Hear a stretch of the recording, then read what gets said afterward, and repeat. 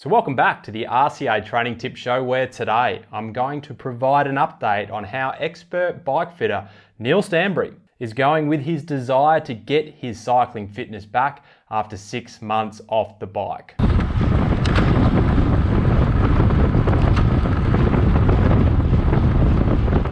Now, if you missed the first two videos in this series, I'll link to them up there, but the reason why this third video has taken so long to get to you is because of this. So about 5 weeks in, the training's going as well as can be expected. I had coronavirus. No, that's not true. But I had a bug which lasted for like 10 or 12 days. It kept me off the bike for 10 or 12 days. So if we have a little look at Neill's calendar in today's plan, which is the training software we use here at the Road Cycling Academy, you can see a solid period of no training with a lot of missed longer weekend rides. Neill did make up for some missed longer weekend rides. You can see 2 hours here, and then he's tried to compensate for lost time here also. Let's hear what Neill had to say about that. Yesterday I did my first century ride. I did 100 Ks.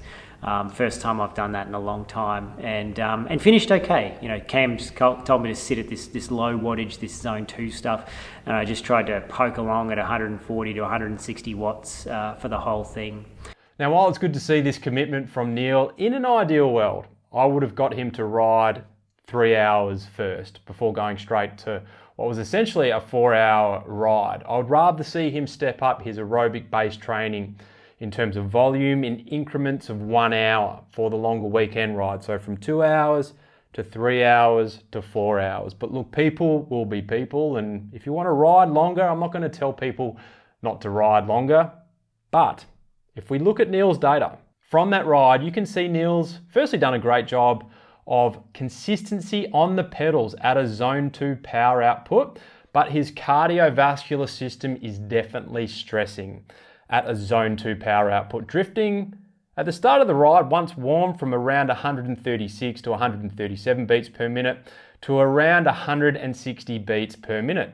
That's a drift of over 20 beats and a real demonstration that Neill's cardiovascular system is stressing. And this zone 2 training, which is showing to be a demonstration of Neill's inefficiencies at delivering oxygenated blood to the working muscles at this point in time, is not something that Neill would have typically have done. Look, it's been really, really different to what I used to do when I was racing, which is basically flogging myself to death week in, week out, hoping that I would get stronger. There was a bit of structure, but nothing like what Cam's got me doing. So if Neill was training the way he used to, if we use the building a house analogy, he would essentially be putting up the levels to his house before the base foundation is properly built, being the aerobic base foundation. The power numbers are still very low. I'm sort of sitting, doing a lot of the zone 2 training, which is really psychologically difficult for me. As a person who's sort of raced and trained pretty hard in the past, deliberately slowing down to do these long, steady state rides is really, really tricky. I feel like I'm not getting anything out of them, which is rubbish, of course, because there's a very specific physiological reason why we do them, which is to train that aerobic base capacity. But for me, it's just psychologically really difficult. So it's good having Cam there, looking over my shoulder saying, no, don't go too hard. You did too much there. You got to back it off.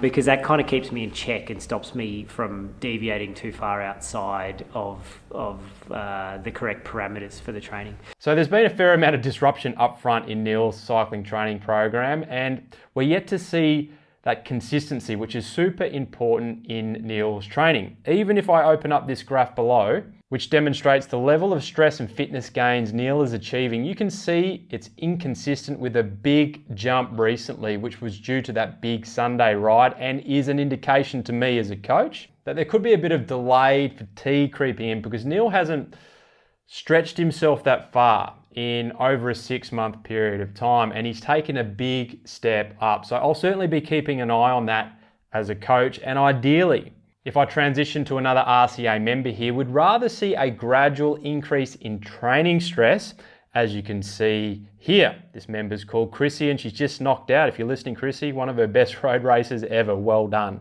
So with Neill, I feel like we need at least another month of base aerobic training. I need to see some consistency there. We are doing a little bit of intense stuff during the week, mainly sub-threshold, so we're still not pushing it because Neill's got limited time for the trainer, so 45 minute sessions. But on the weekend, we're going to be doing that zone 2 training in particular, and I want to see that heart rate drift line come down and the average heart rate as well come down as well, which will be a demonstration to me and to you that he's all of a sudden become more efficient at delivering oxygenated blood and nutrients to the working muscles at a zone 2 level. And when we start to see that, we can start to increase the intensity, and that's when we'll start to see some of the big fitness gains. I'll leave you with some final words from Neill, and I'll catch you in the next video. And yeah, it's going pretty well. So I'm starting to feel vaguely like a cyclist again, which is good. It's about as good as can be hoped.